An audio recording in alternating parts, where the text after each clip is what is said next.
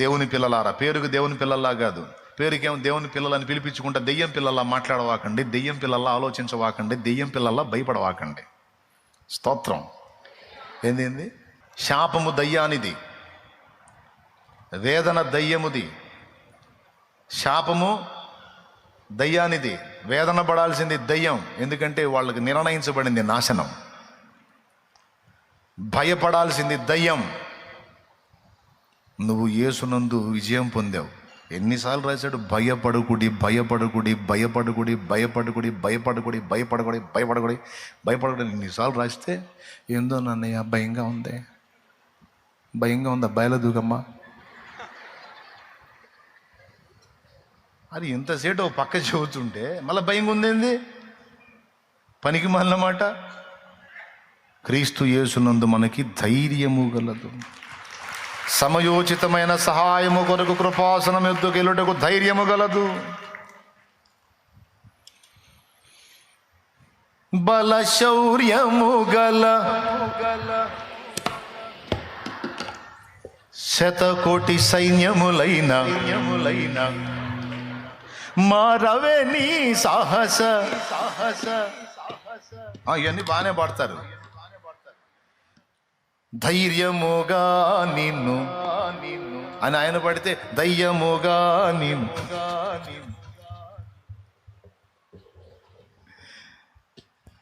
ఏమండి? ఎన్ని వచనాలు చెప్పాడు. భయపడుకుడి పిల్లలారా, భయపడుకుడి, మీకు జయమగుగాక, శుభమగుగాక. పలికింది సృష్టికర్త. ఇప్పుడు చెప్పు, ఏం పలుకుతావు నీ గురించి? నువ్వు జరగవన్నా, నేను అనుకున్న ఏం జరగవన్నా, నా లైఫ్ అంత ఇంతేనన్నా, ఫస్ట్ నుంచి నా దరిద్రం ఇంతే అనుకుంటావా? అన్నా అది ఒకప్పుడు, ఇప్పుడు నా ప్రభు ఉన్నాడు. ఖచ్చితంగా నేను అనుకున్నవి సాధిస్తా, అనుకోనివి కూడా సాధిస్తా, అనుకున్నవి పొందుతా, అనుకోనివి కూడా పొందుతా. నేనెందుకు శాపగ్రస్తమైన మాటలు మాట్లాడాలి? నా ప్రభు ఓడిపోయినోడు అయితే కదా, నా ప్రభు గెలిచినోడు. ఏ మలుపైనా తిప్పుతాడు, ఏ కార్యమైనా చేస్తాడు.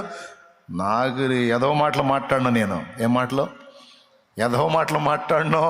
నా ప్రభువును బట్టి విలువైన మాటలే మాట్లాడతాను.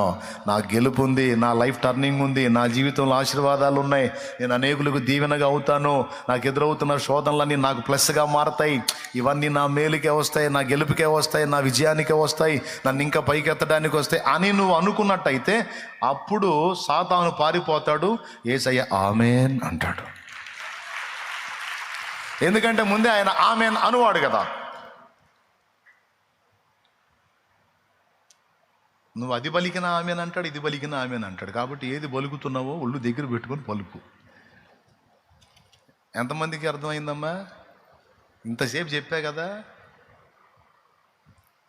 ప్రార్థన చేయకుండా పోయాను అనుకో, ఆ పోతా అనుకుంటారు. అందరిని ఎత్తిన చేతులు పెట్టాడు, నా మీద పెట్టలా. నా బతుకు ఇదిగో, నాకు ఆయన చెప్పడం కాలే కానీ నాకు దేవుడు కూడా నా జీవితం ఇంతే. అందరిని చేతి పెట్టాడు, పోయాడు, నేను పోయేసరికి వెళ్ళిపోయాడు.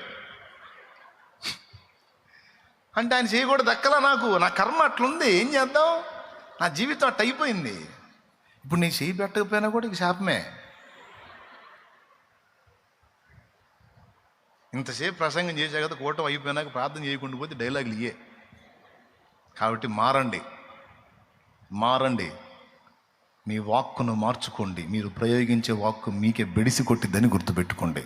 అది సేవకులైనా, విశ్వాసులైనా, నేనైనా, మీరైనా. జూమ్లో వాళ్ళని కూడా చూపించరయ్యా కథ, వాళ్ళు కూడా చెబుతున్నాను. మీరు ప్రయోగించే వాక్యం మీకు జీవ సహితంగా కానీ కీడు సహితంగానే అవుతుంది కనుక తస్మాత్ జాగ్రత్త. ఓకేనా?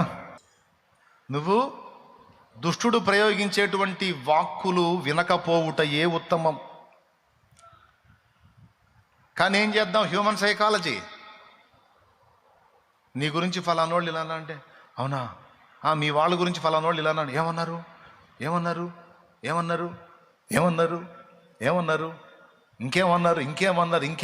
ఇంకేమన్నారని వినుట ద్వారా నీలో ఒక విశ్వాసం ఏర్పడుతుంది. నీ వాళ్ళకి ఇలా ఇద్దంట, అలా ఇద్దంట, ఇలా చేస్తారంట, అలా చేస్తారంట అనే విషయాలన్నీ నువ్వు విన్నప్పుడు నీలో విశ్వాసం ఏర్పడుతుంది. అది నీలో నెరవేరుతుంది, నీ ఇంట్లో నెరవేరుతుంది. అప్పుడు ఉత్తమం ఏంటి?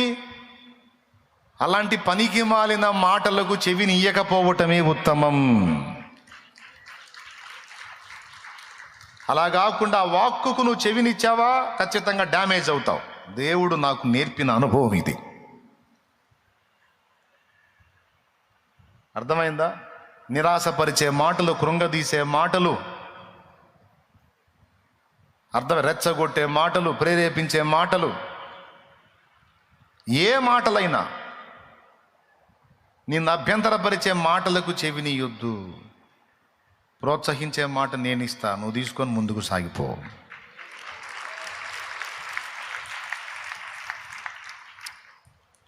సద్విమర్శ ఉంటే తీసుకో, దిద్దుకో, నడుచుకో. కానీ దుర్మార్గపు మాటలకు చెవినియొద్దు. అసూయతో, కలహబుద్ధితో, ద్వేషంతో, విద్వేషంతో వెళ్ళగక్కి విషపు వ్యాఖ్యలకు చెవినియొద్దు. చెవినిచ్చావా మంత్రాలు పనిచేస్తాయిరా. చెవినియకపోతే ఏం జరిగిందో తెలుసా? పలికబడిన వ్యాఖ్యలు, పలకబడిన మంత్రాలు, పలకబడిన వాక్కులు రిటర్న్ వెళ్తాయిరా, వాళ్ళకి తగులుతాయి. నీ మీద ఎవడు ప్రయోగించాడో, ఎవడు నిన్ను డ్యామేజ్ చేయాలని, ఎఫెక్ట్ చేయాలని మంత్ర ప్రయోగంతో పంపిణీ చేశాడు, నువ్వు దాన్ని స్వీకరించినప్పుడు ఏం జరుగుతుందో తెలుసా? ప్రయోగించిన దుష్టశక్తి నిర్ణీత ప్లేస్లో వాలనప్పుడు ప్రయోగించిన వాని దగ్గరికే పోతుంది, వాని ముఖమే పగలు కొడుతుంది. అర్థమైందా? జీవితకాలం గుర్తుపెట్టుకోండి. ఒక దరిద్రపు అలవాటు ఉంటుంది, వినటం. వినాల్సింది వినరు, దేవుని వాక్యం వినరు, దేవుని వాక్కు వినరు, దేవుడు ఏం చెప్తున్నాడో వినరు, మోకాళ్ళేసి దైవస్వరం వినరు. దయ్యపు స్వరాలు వినటానికి అలవాటు పడిపోయారు. దయ్యపు స్వరాలు వినటానికి అలవాటు పడిపోయారు. దేవుని స్వరము వినాలి, దేవుడు ఏం చెప్తున్నాడో వినాలి. లేకపోతే మంత్రం మాటతో పనిచేస్తుంది, మాటతో ప్రయాణిస్తుంది అన్న మాట గుర్తుపెట్టుకొని ఇకనన్నా బుద్ధి తెచ్చుకొని నిన్ను డిస్టర్బ్ చేయడానికి, నిన్ను దెబ్బతీయటానికి, గాయపరచడానికి, కృంగదీయటానికి అబద్ధముగా పలికే మంత్ర ప్రయోగపు మాటలు ఏవి లక్ష్య పెట్టద్దు. లక్ష్య పెట్టిన వాళ్ళంతా అర్భకులు,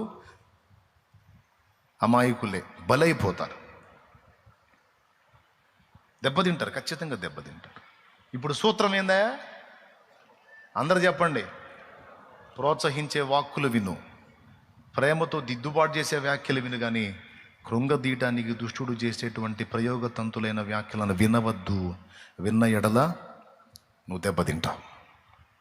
అంటే ఏది వినాలో, ఏది వినొద్దో కూడా మనం ఫిల్టర్ చేసుకోవాలి. అర్థమైందా? లేకపోతే ఒక ఆటో పోయి బావిలో పడ్డదండి. పొలంలో బావి ఉంది, వీడు తెలియదు బావి ఉందని, లోతైన బావి, పెద్ద బావి, పోయి పడ్డది ఆటో మునిగిపోయింది. అందులో 3 ఉన్నారు, మునుగుతాలు లెగుస్తూ ఉన్నారు. ఈ ఆటో పట్టం చూసిన వాళ్ళు, పొలాల వాళ్ళందరూ పరిగెత్తుకుంటూ వచ్చారు. ఇప్పుడు అద్దె మధ్యలో అడవిలో బావి, పొలాల్లో బావి, తాళ్ళు, వాడిని బయటికి తేవటానికి అన్ని తతంగం అంతే ఎట్లా దొరికిద్ది. కాబట్టి ఒడ్డున వాళ్ళందరూ మాట్లాడుకుంటారు, రే లోతైన బావిలో పడ్డారు, వాళ్ళని బయటికి తీయటం కష్టంరా, ఇప్పుడు తాడు ఎక్కడ తెద్దాం, ఇక్కడ తాడాడ దొరికిద్ది, అయ్యో కష్టం కష్టం కష్టం అని ఈ ఒడ్డునున్న వాళ్ళందరూ మాట్లాడుకుంటున్నారు. 3లో ఒకడు మునిగిపోయాడు.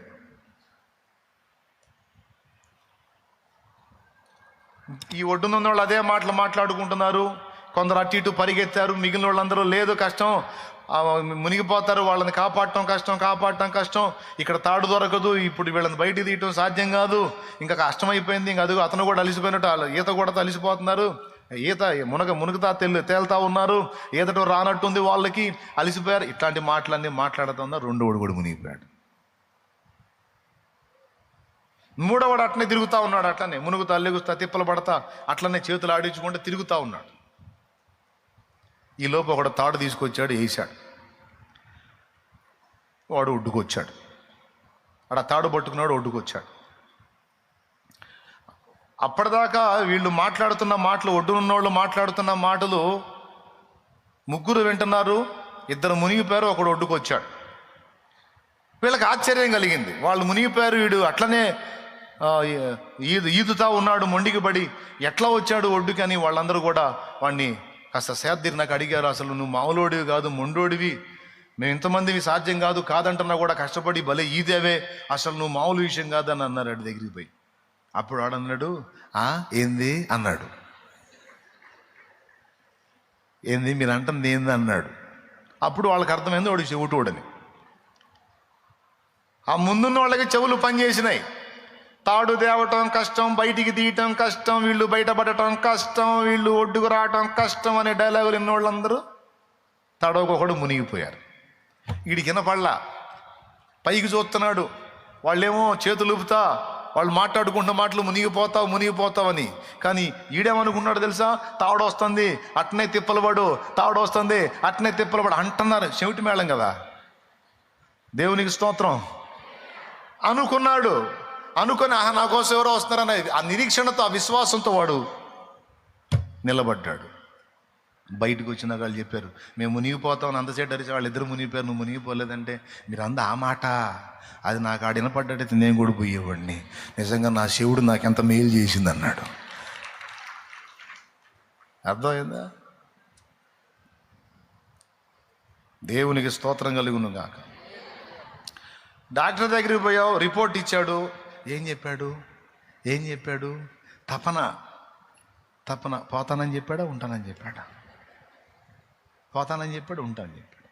వీళ్ళు కూడా రిపోర్ట్ వచ్చి వాడికి చెప్పిందాక తపన. అయ్యా మావాడు ఉంటాడా. ఆ గట్టిదే వచ్చింది, పోయేది ఖాయం అని అనుకో.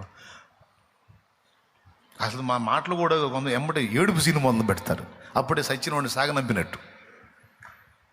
మనం చేయాల్సిన పని ఏంటంటే, ఏ రిపోర్ట్ అన్నారని అది నాకు చెప్పకండి, నేను ప్రార్థన చేసుకుంటా. నాకు చెప్పకండి ఆ రిపోర్ట్ ఏదైనా సరే. తీసుకోవాల్సిన వైద్యం ఏదో చెప్పండి. ఆ జబ్బు ఏదో, అది పెద్దదో చిన్నదో, ఈ కంపెనీదా లేకపోతే మామూలుదా అని నాకు వద్దు. ఎందుకంటే విన్నాను అనుకో, మీకు ఇంకొక లాజిక్ కూడా చెప్తాను. ఏదన్నా జబ్బున్న మనుషులకి సమస్య తెలిసిందనుకో, 3 నెలలు బతికే మనిషి 3 రోజుల్లో వచ్చింది తెలిస్తే ఎంతమంది ఒప్పుకుంటారు? పెద్దగా చెప్పండి, నిజమేనా? అవునా? తెలియలేదనుకో, 3 నెలలు బతికే మనిషి 3 ఏళ్ళు కూడా బతకొచ్చు.